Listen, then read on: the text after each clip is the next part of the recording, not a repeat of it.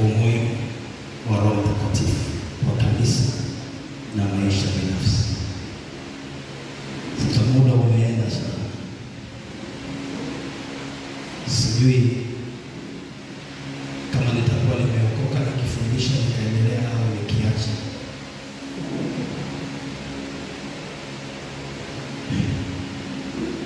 Nisaidie basi nikucha. Niache au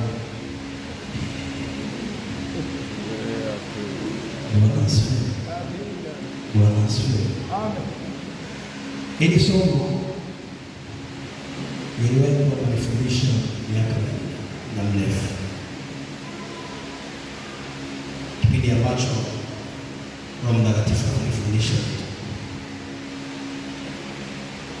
Na ndio maana nikaelewa kwa nini hili ni muhimu sana.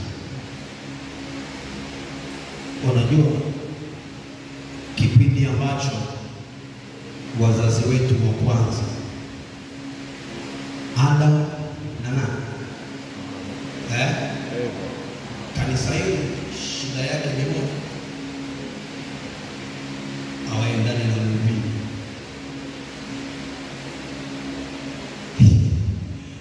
Ukisema Bwana asifiwe utaitikia wachache. Wazazi wetu wa kwanza ni nani na nani? Kipindi ambacho wamemkosea Mungu aliondoka ndani yao na wakawa wanaishi katika dhambi, na pamoja na kwamba wanaishi kwenye dhambi walizaa. Kwa kila kilizaliwa katika dhambi, na ndio maana mwili huu asili yake ni dhambi, sio asili yake ni Mungu. Na ndio maana unajitahidi sana huu mwili kushindana na roho, ili kwamba ukusababishie roho yako isiende kwa mwenyewe.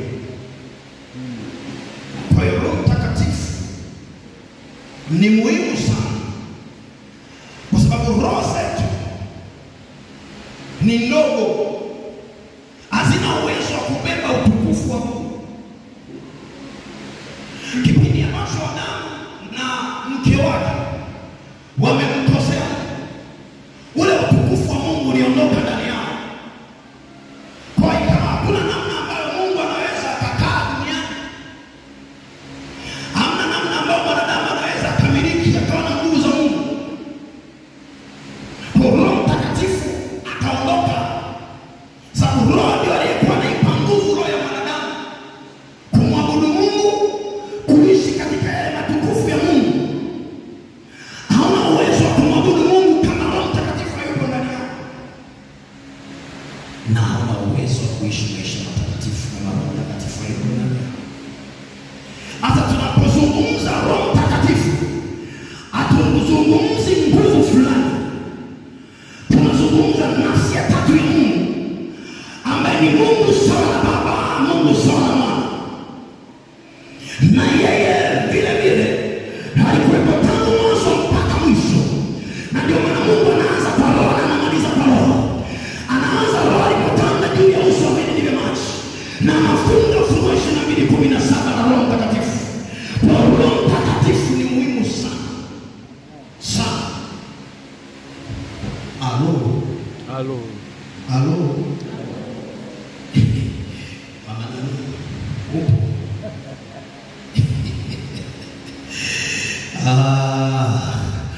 Sasa Roho Mtakatifu ni muhimu sana kwetu. Ukisoma Agano la Kale, tangu zama zile, kila aliyeitwa na Mungu kumtumikia Mungu alimhitaji Roho Mtakatifu.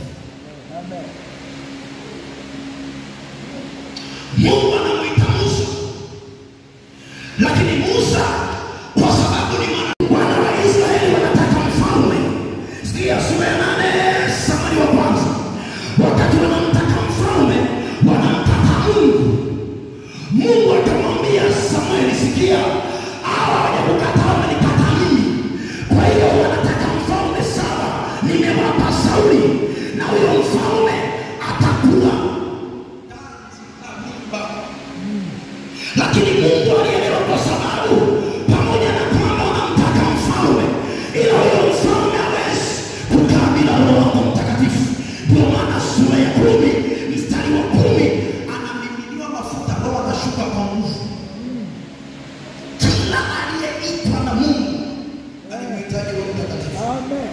Sema nafsi yangu. Nafsi yangu. Nawaza nini ni watu? Nafsi yangu. Nafsi yangu. Nakuhitaji sana Roho Mtakatifu. Nakuhitaji sana Roho Mtakatifu. Akujaze na kumiliki. Wewe ni mwenye damu na hapo ukifa ni jana. Jana wakati tuko chuo. Tulihubiri ilikuwa Alhamisi.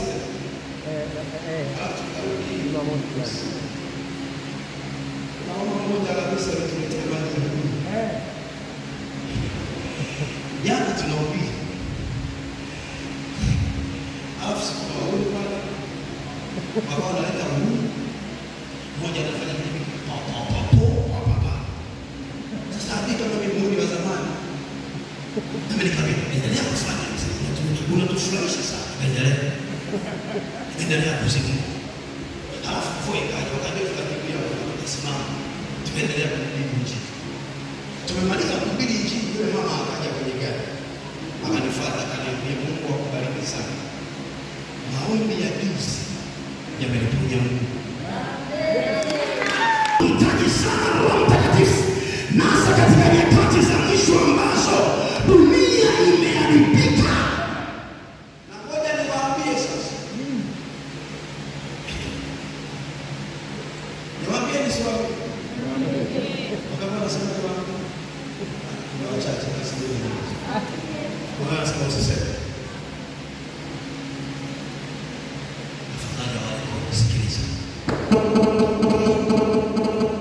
kipindi cha mwezi wa alama ni Mungu tu amekata ujaona. Sasa pasipo Roho Mtakatifu, mke wangu alipoonesha yale maono angenyamaza kimya, na kama angenyamaza kimya ndio roho ya mauti ilikuwa tayari. Na alipokuwa anaomba, Roho akamwambia ombea wajawazito wote hospitali 3 Amana, Temeke na Muhimbili. Sasa kwa nini Roho Mtakatifu wa mwili? Kwa sababu kwanza ili uishi maisha matakatifu na unahitaji Roho Mtakatifu. Kwa asili yake yeye ni msafi. Kwa asili yake yeye ni mtakatifu. Kwa ukitaka kuwa mtakatifu kwanza Roho ataenda. Afro tukuja story kidogo alafu tunaje kwa Mungu kidogo afu kwa kile 3 watu tuchamba wakati ndio kidogo cha. Bwana asifiwe. Bwana Yesu asifiwe. Bwana Yesu asifiwe. Tikisa mwenzako mwambie bado. Kwa hiyo Roho Mtakatifu ni ana umuhimu sana kuliko hata kusema umejaza neno la Mungu ndani. Kama utajaza neno sawa, haina shida, lakini neno bila Roho Mtakatifu sana kupaka rangi upepo hamna lolote. Sasa ndio utaelewa kwa nini Daudi anasema hivi, usinifiche uso wako wala Roho wako Mtakatifu. Kwa nini anataka Roho Mtakatifu aondolewe? Kwa nini anataka Roho Mtakatifu asiondolewe? Kwa sababu Roho ndio inayotia uhai. Kanisa bila Roho Mtakatifu limekufa. Uinjilisti bila Roho Mtakatifu umekufa. Maono bila Roho Mtakatifu umekufa. Kanisa la rohoni linaongozwa na Roho. Kanisa la rohoni linamilikiwa na Roho Mtakatifu. Wakiimba praise, Roho anatembea.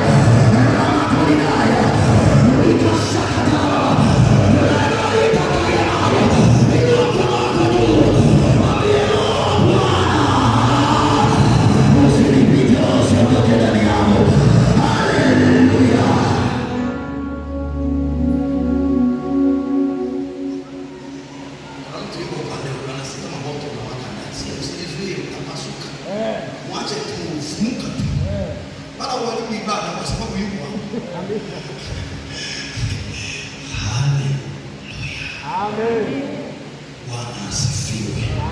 Bwana asifiwe. Kwa hiyo Daudi naye alijua kwamba bila Roho Mtakatifu mimi siwezi. Sikia, kanisa la kwanza, kanisa la rohoni kwenye Matendo 2:1-4 Hilo ndio kanisa la roho ambapo lilizinduliwa pale. Utasoma nyumbani. Sidhani kama tutasoma maandiko, nitakuwa nasema yaani Mungu akupa macho uone ndani yako. Kuna moto unafuta. Natamani tutoke tutenda pale, twende pale chuma au twende kule. Kwa huni kule kuishi. Tukamele habari za Yesu. Nione atakwenda tuamshi. Na kibali kipi? Alafu akisema mapiga kaina sio jamaa, tunaenda kimya fukuza mwizi. Wewe kufukuzwa na jamaa na bibi. Apige kelele. Anapiga kimya nikata kama namuona Mungu. Akasema ngoja niache tuiseme. Kama kwa sina bila na gani anakuja kimya. Nikasema unataka kunifanyia nini huyu? Nilipokuwa kona ndo nikaita jini likanipoteza nikampotea. Sasa hii nikafukuza mwizi kimya. Haleluya. Amen. Haleluya. Mungu atuongoza mwambie Bwana Yesu asifiwe. Bwana Yesu asifiwe. Kwa hiyo kanisa lilipozinduliwa mara ya kwanza lilikuwa chini ya maongozo ya Roho Mtakatifu. Na tukitaka tujipime kanisa la leo la Tanzania, tukitaka tujipime kanisa la Sangani, tusijipime kwa utendo zuri, tusijipime kwa wingi wa watu, tujipime viwango vya kiroho ambao tumemruhusu Roho Mtakatifu kutembea na kutushughulikia. Hivyo ndio viwango natakiwa jipime. Jipime na kanisa la kwanza. Alafu angalia kiwango gani Roho Mtakatifu umemruhusu akuongoze, akufundishe, akumiliki na kukutawala. Pima. Sambata viwango vya kumpokea vya kujalo iko vinne. Acha hiyo sasa. Twende tutafika tu. Bwana Yesu asifiwe. Bwana Yesu asifiwe. Kwa hiyo Roho Mtakatifu aliposhuka kanisa la kwanza. Unajua sasa hivi kuna uoni kanisani. Katika grupu la chuo tunajadili juzi. Kwa nini dhambi ya uzinzi imepata sana soko?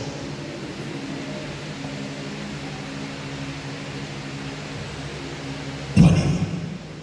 Na inatafuna majayanti wa imani. Kwa nini? Nilimuuliza Mungu swali ya Mungu, mbona wanaodondoka wanaishi ni wale ambao majayanti wa imani? Ananiambia kusoma siku za mwisho. Kwa tumefika mwisho. Na ngoja nikwambie, kama unafikiri kuna muda hakuna. The moment tunapokwenda kufanya sana, tutakutana naye. Tukaulizana kwa nini dhambi ya uzinzi ndio inatajwa sana makanisani? Kwa nini? Kila mtu alijibu wake. Ndio Roho akaniambia muhimu amekuwa naye. Mtu anazini kabisa, anazini. Nilimtumia baba kitu moja akasema akasema mwanangu mpaka machozi yanitoka na mchungaji wa jamaa. Maana Roho Mtakatifu apati nafasi kanisani. Sasa hivi Roho Mtakatifu yuko kwa watu. Kwa mtu binafsi. Na watu binafsi wenyewe ni wachache. Ziko wapi kwa hizo kwa sana hivi kipindi hiki? Unabii unatoka kanisani. Kwa sababu tulikuwa tunamsikiliza mtume ya makofi wa mtume. Unajua mimi nimsikiliza wewe mtume wa Bwana. Hausi mafuta. Anaenda Uganda. Nasikia tena anaenda Uganda. Kupiga hizi. Alisema kitu fulani. Akasema kipindi hicho walikuwa kwenye mkesha. Kuna mtu akashukiwa na Roho Mtakatifu. Akaanza kusema msiendelee na maombi. Kuna muuni hapa jana amechakachua.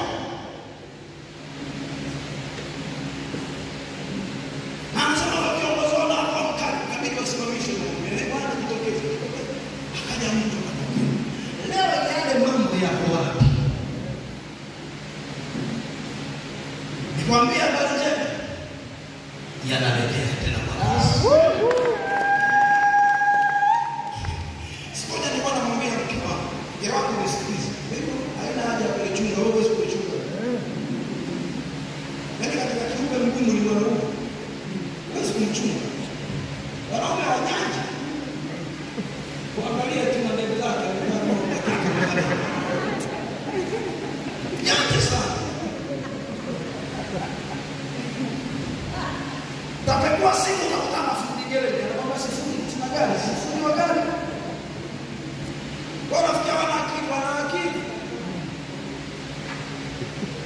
Nikamwambia mke wangu, mimi usipate shida.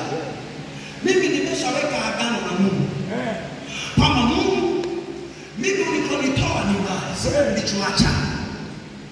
Na mke umenipa, ana kila kitu. Kwa hiyo nina shida gani ya kutafuta hivyo nje? Kwa hiyo Mungu nikamwambia, Mungu ni ponde ponde, nifinyage unavyotaka.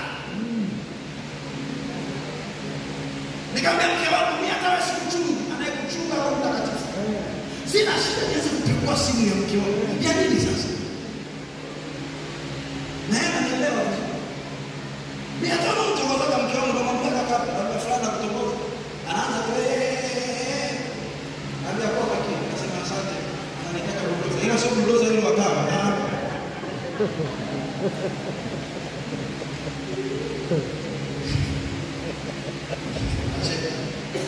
Muhimu wa Mtakatifu. Nilikwambia wakati mwaka unaingia, aliniuliza swali. Umewakiza muda mchache kibinadamu mnavyosherehekea unaingia mwaka mpya sasa. Lakini akibadilika kitu sio maana yake. Kwa nini kubadilika kitu? Si namba tu maisha yale yale. Na zangu ni ile ile. Kwa nini kaka unaitaka nini kama nataka uwepo wako usitoke kwangu. Amen. Nataka nitembee na wewe. Akaniambia sharti moja la kutembea na mimi. Acha sana. Amen. Ungeenda kwa ungesema sasa mbona mimi sina zangu nachunguza. Hakuna, Mungu anajua mwisho kuja mwanzo. Maisha yako yako mikononi mwa Mungu. Kwa hiyo Mungu anajua wewe ni binadamu. Kuna vitu roho lazima kufundishe. Kuna vitu roho lazima kukumbushe unapotembea utembee na taya tafadhali. Sasa nikwambie baada ya tena kupenda. Kupenda na wewe nakupenda wewe. Sipendi Mungu tu. Kupenda kutoka ndani.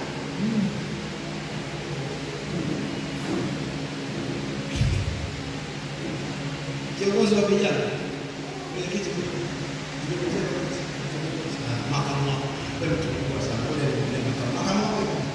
makamu mwenyekiti wa CS TAG Shakani Minapo Simoju makamu Ayubu. Haya, katibu wa vijana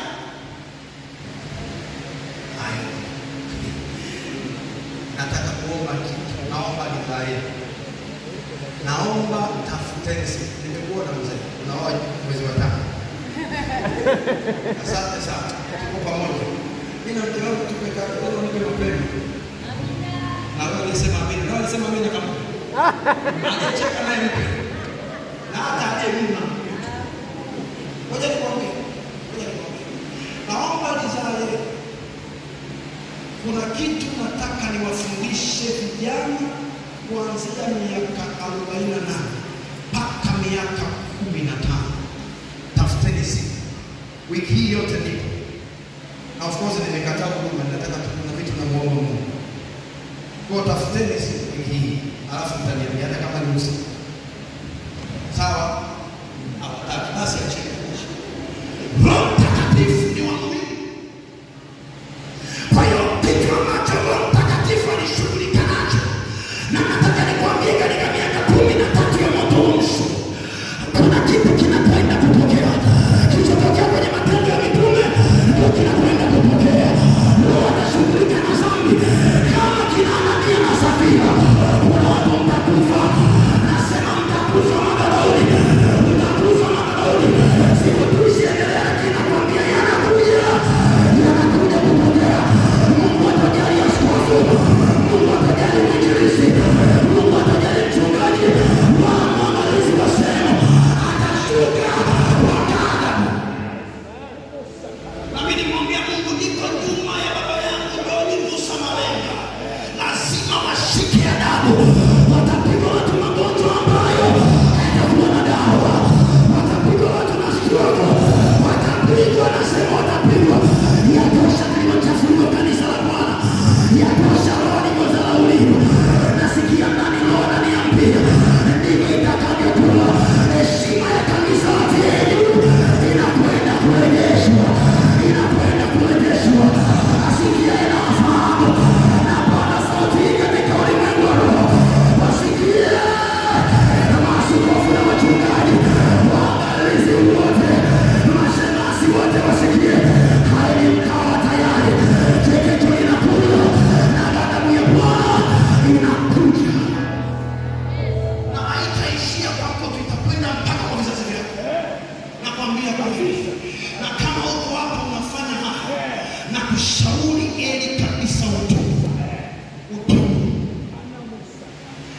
na maombi magumu kumwambia Mungu yatosha jina lako lilivyotukana.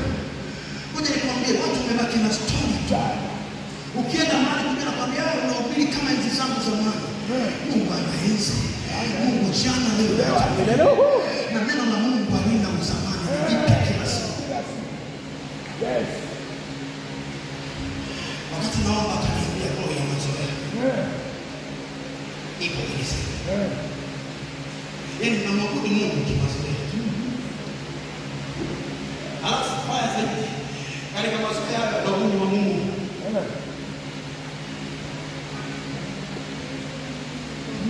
Tunataka tufike mahali tujue muda wa kuingia, muda wa kutoka usiujue.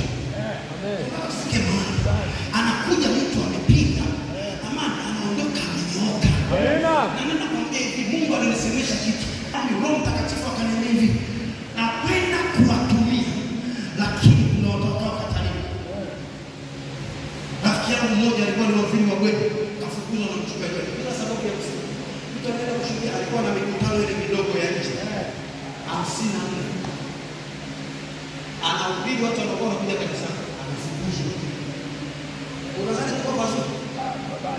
Kitakachokupa wewe kustahimili. Bwana Yesu asifiwe. Amen.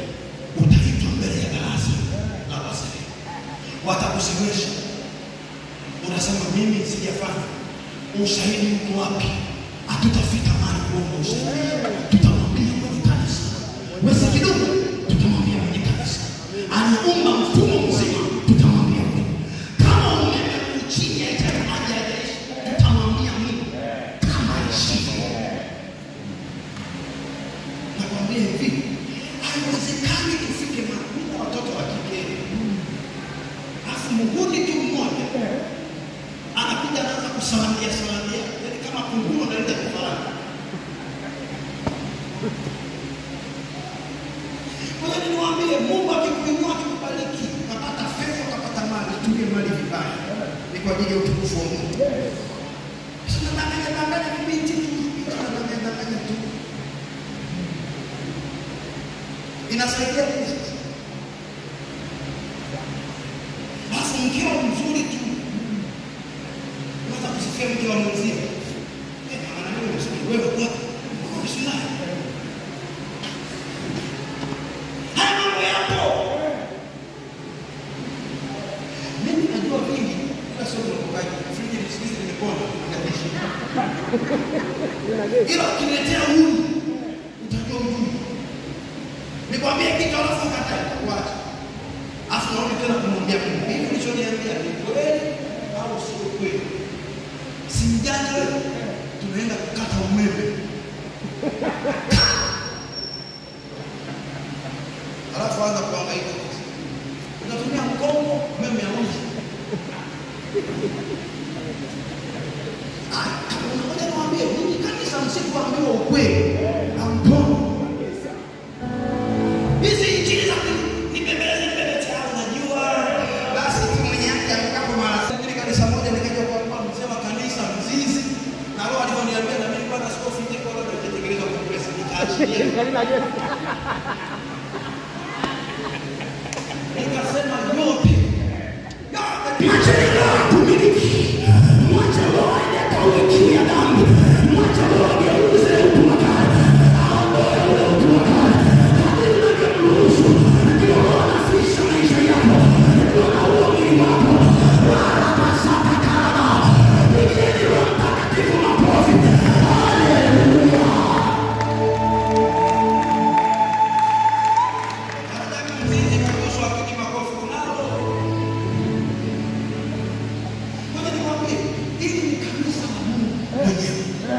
Kamweka mtumishi wake hapa ili amwakilishe Mungu. Usifikiri baba hatujui. Anatujua.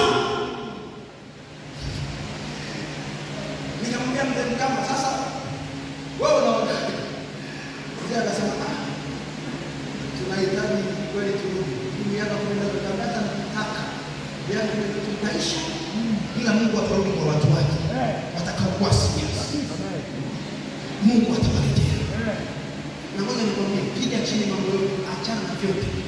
wewe lia na Roho. Mwambie Roho nimiliki. Mwambie Roho